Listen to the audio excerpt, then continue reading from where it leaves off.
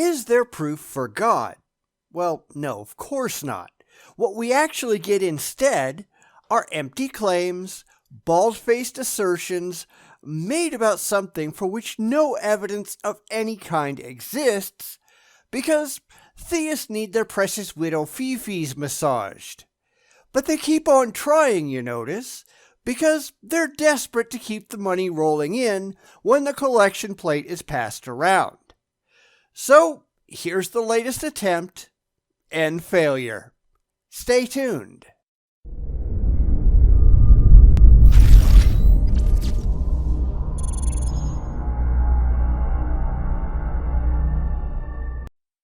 Today, we look at the first video in a series by North Coast Church called Evidence for God Proof Number 1.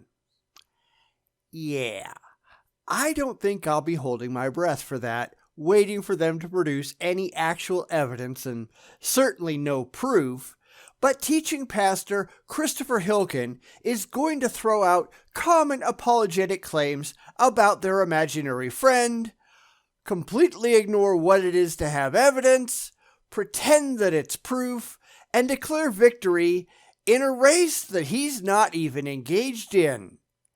It's actually kind of silly if you think about it. So let's go take a look.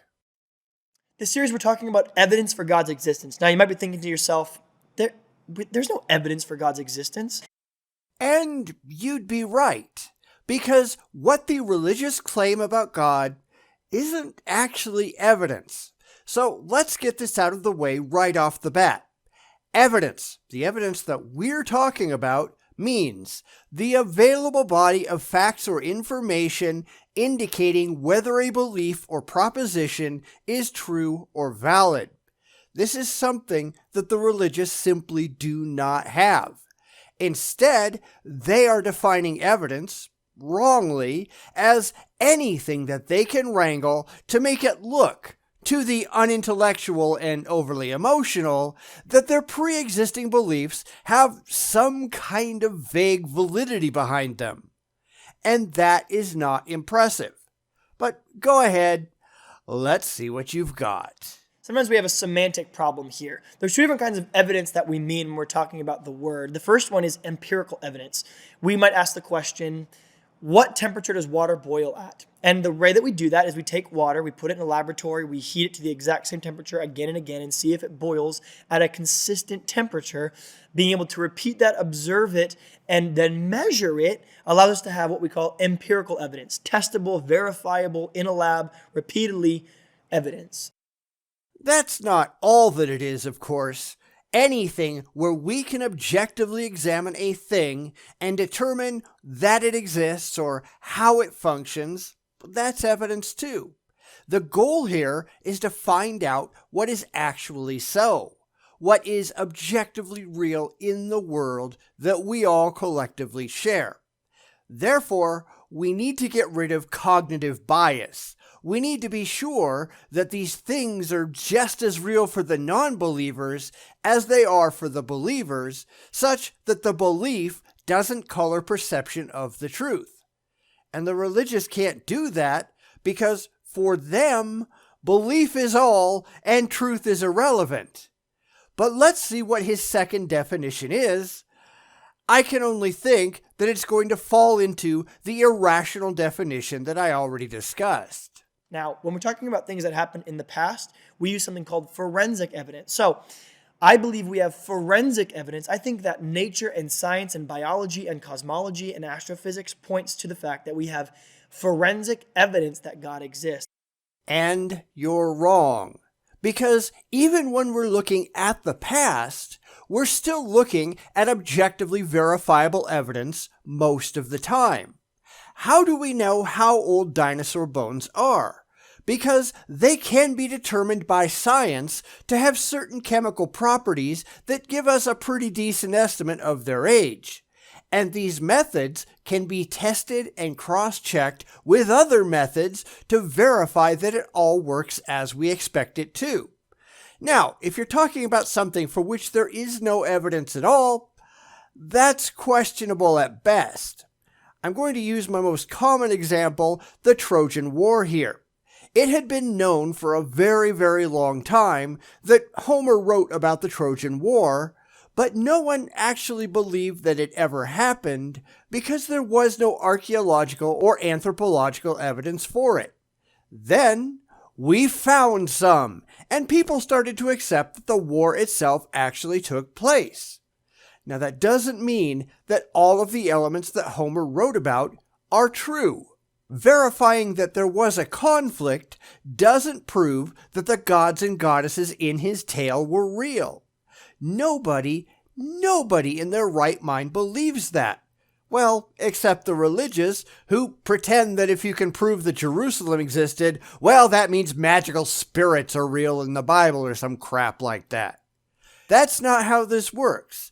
You verify that some parts of the tale are valid, you go with the parts that you verified are valid, and you say, hey, the rest of it, it's still up in the air. And when we say that, we ask this question, what's the best explanation? What explanation best satisfies all the different necessary elements to our universe? And often, whether you like it or not, that answer is, we don't know. That's something that you simply are not comfortable with. But comfort doesn't matter. If we do not have evidence for a question, we do not just make something up because we don't want to remain in the dark. That's exactly where the religious, among other groups, often go wrong because they are looking for answers for emotional reasons and not for intellectual ones. The only answer that's worth having is the answer that is actually real. Your feelings don't mean a thing. Knock it off. So what do we see in our universe? We see this common idea of love and morality. We see complexity and design. We'll start by calling it complexity. Because it certainly isn't demonstrably design. Design is one of those emotionally laden words that the religious use to imply something that they want, for emotional reasons, to be true. Design implies a designer. That's something that you simply have not demonstrated. In fact, what you are talking about here is the illusion of design. That is, because you misunderstand how evolution functions, that you assume that the end product of any process, because it happens to be well suited for its ecological niche, well, that must have been designed from the beginning to fill that niche. It is assuming intent without first demonstrating intent. It is an entirely fallacious way of looking at things. Things that seem to be irreducibly complex, that work so perfectly together as if it were put that way. We see that the universe is expansive, that it's bigger, that all space and time came into existence at a certain point. And so we ask the question, what's the best explanation for why all those things are that way? See what I mean? But this is really where the religious are asking the wrong questions because the questions they are actually asking are nonsensical. They often want to know why things are the way that they are, which again implies a purpose or reason. There may be no reason, and that makes them uncomfortable, so they don't want to address it. Instead, we can ask how things came to be the way that they are. That is understandable, at least potentially. We can ask, how is the sky blue? And explain that light refraction through the atmosphere means that shorter wavelengths of light, in this case blue, become the most visible. But you can't ask why. You can't imply that there has to be a purpose behind the sky being blue, that there has to be some meaning to it. There is no meaning evident. It's just not how it works. That's the idea of apologetics. We're pitching, we believe that God is the best explanation for the universe that we observe. And how do you come to that conclusion rationally? Because, first off, why your particular God? There are a near infinite number of possible gods, the ones we've made up and the potentially trillions more that we haven't dreamed up yet, that could be plugged into that statement and be just as possible. But the religious aren't saying a God. They're saying they're God. So that gives us a right to ask, how did they come to that conclusion? And they have no answers. Why? Because they want it to be theirs. But that's not how rational thought works, is it? We'll start today with the simple one, which is the question that a lot of third graders ask. Why is there something rather than nothing? So think about that. Because there is. But again, that's not a rationally valid question to ask. Why implies reason. It implies purpose, but no reason and no purpose is evident objectively. Now, it's funny that he comes up with a question from third graders, considering that a lot of theists tend to operate at that level, at least when it comes to their religious beliefs. They have an emotional attachment to their faith, and therefore they stop operating reasonably and rationally and start to work with what we call rationalization. Now, I'm sure I'll get into that further in a moment, but keep it in mind for now. The universe, why is it even here? Couldn't it much more easily just not be here? Sure, and if it wasn't here, there wouldn't be anyone here to make that observation.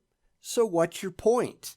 You can only ask that question if you happen to be in a universe that actually exists. Now, people tend to have a lot of difficulty imagining their own non-existence. Not only is it a scary concept for a lot of people, but also the only way to imagine anything is to exist. Thus, the very concept of not existing is difficult for a lot of people to come up with. So people tend to anthropomorphize things around them. They can't imagine the universe not existing, so because they have to exist, after all, here they are, the universe has to exist because it's necessary for their own existence, and therefore the reason for the universe is so that they can be there. It all goes on from that rationally and logically incoherent starting point, and that's the very basis for religion right there. It's infinitely more complicated that you are here, that I am here, that whatever device you're watching that's able to stream these different wavelengths throughout the whole What is that? Why is it there? Not why, how. We can explain how, at least in the broad strokes. We can explain where your computer came from and how it came to be. We can explain a lot of the details about how you came into being and how humanity evolved.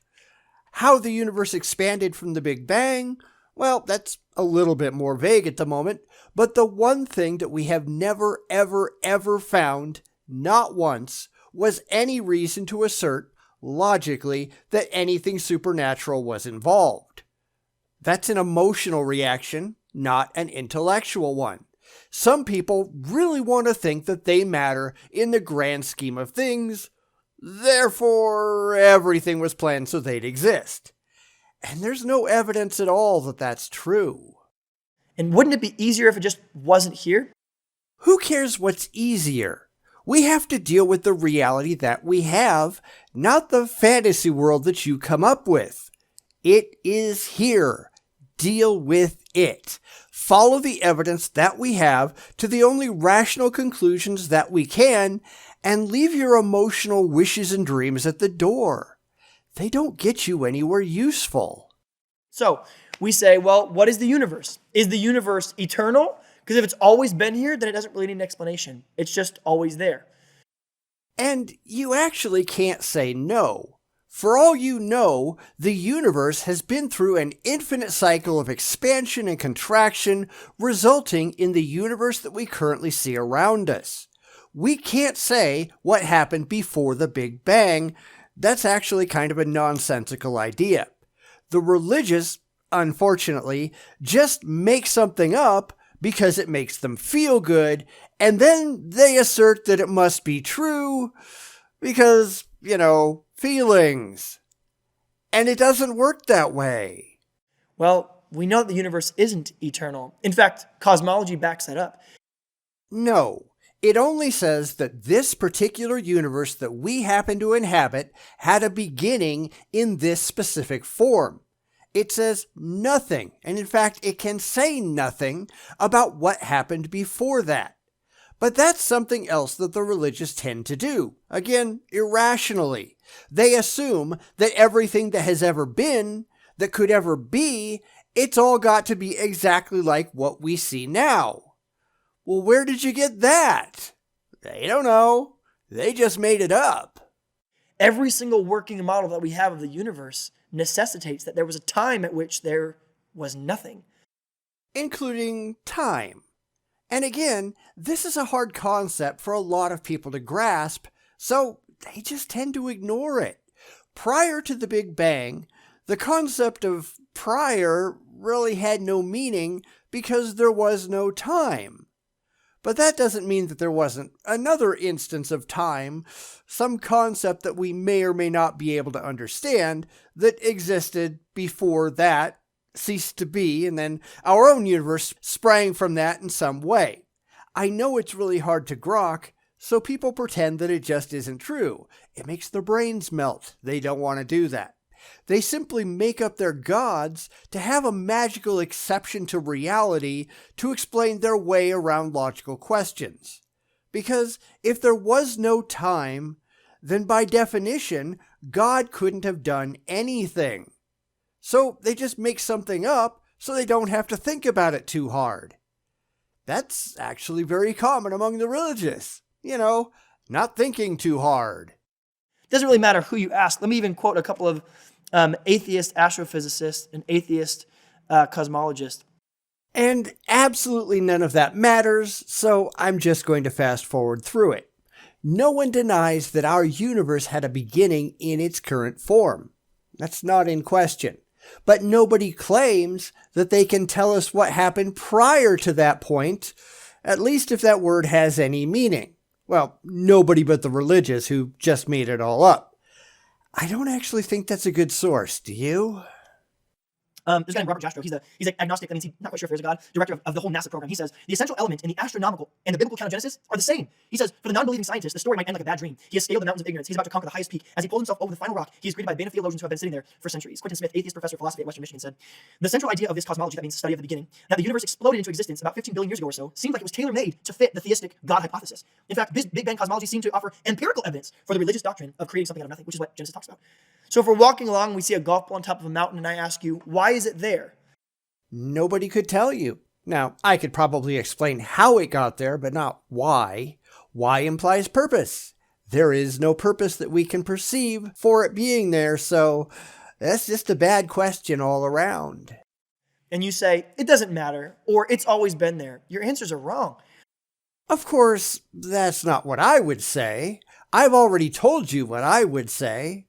That doesn't matter to the religious because these videos, as usual, are not being made for the skeptics. They're being made for the believers who desperately want some kind of external validation for why the things that they already believe, well, they must be absolutely true. It's just bald confirmation bias. But that's what apologetics is all about. There's got to be an explanation for why it's there. Now think, if that golf ball, instead of being golf ball sized, was the size of a house, and I asked the same question, would it still need a valid answer? Yeah. Size would not dictate how important that question is. Now imagine that golf ball is as big as the universe is, and we ask the same question. What's that golf ball doing there? But see, that's a different question. Now he's asking how, not why. We can probably answer how.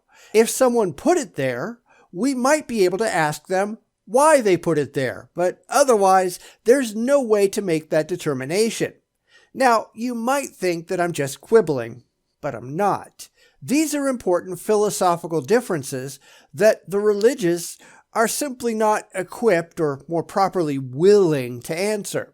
Why may not matter. Why may not even be possible to answer. But because they are only concerned with their feelings and not with the facts, they're happy to just sit there and make up a reason, even if one is not in evidence, because it supports their pre-existing beliefs. It is very important to make that differentiation. Well, of course, we know that just because the golf ball got bigger doesn't mean it doesn't require an explanation.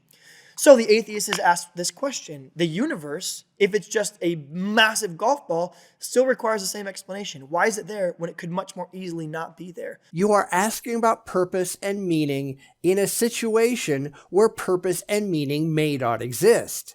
Just because you want it to matter, that doesn't mean that it does. This is why the religious have so many problems actually dealing with reality. Because they are starting from a conclusion that they are not allowed to question that simply does not reflect any rational basis that we understand. What we know to be true is if that golf ball had a beginning, if that universe had a beginning, then before that, if at the beginning of that, all space, time, and matter came into existence at one point, then before there was space, time, or matter, there was nothing. Says who? Because there could have been something. You don't know that. You have no means of knowing that. But again, this is just the religious assumption that what we see is all there could ever be. What we experience is what always had to exist. If our universe was gone, well, no other universe could possibly be here, or there, or whatever. But that is simply not demonstrable. So they're just making an assertion based on emotion instead of an observation based on evidence. And that's just stupid. And if there was nothing, then we have certain needs in order to create everything, because nothing can't do anything. How do you know that? How did you test it? How did you verify your statement? Because here's a secret for you. You have never seen nothing. There is no such thing as nothing in the sense that you're talking about it. So again, the theists just yanked it entirely out of their ass because it fits in with their pre-existing emotional narrative. So we need something that isn't contingent, that isn't inside of space or time or matter, something that is immaterial, spaceless, timeless. That means there's something that we're looking for that was able to create everything that is neither spaceless, timeless, or immaterial. And you just made it up because you have never verified, objectively verified, that anything with those characteristics actually exists, because they don't. Just because your poor understanding of reality makes you think that you need something like that, that doesn't make it real. You think, well, this makes sense to me. Then you adopt it as a central pillar of your worldview. Then you just make up a bunch of emotionally comforting characteristics to just slap on it, call it God, bow down to it. What the hell is wrong with you? And when you look at Scripture, that's exactly the definition of God we get. That's the first piece of forensic evidence for why God exists. And it's garbage, because just looking into a book of mythology that you favor, that doesn't mean that the primitive people who wrote it had any clue of any kind what they were talking about. But again, this is all about feelings, it isn't about facts. How you feel is entirely irrelevant. Feelings, unfortunately, it's all the religious know how to deal with, which just makes all of this absolutely and utterly laughable. I don't know. Anyhow, this is the first video of, I guess, a lot of supposed proofs for God.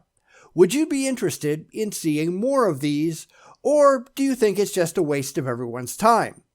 Let me know in the comments.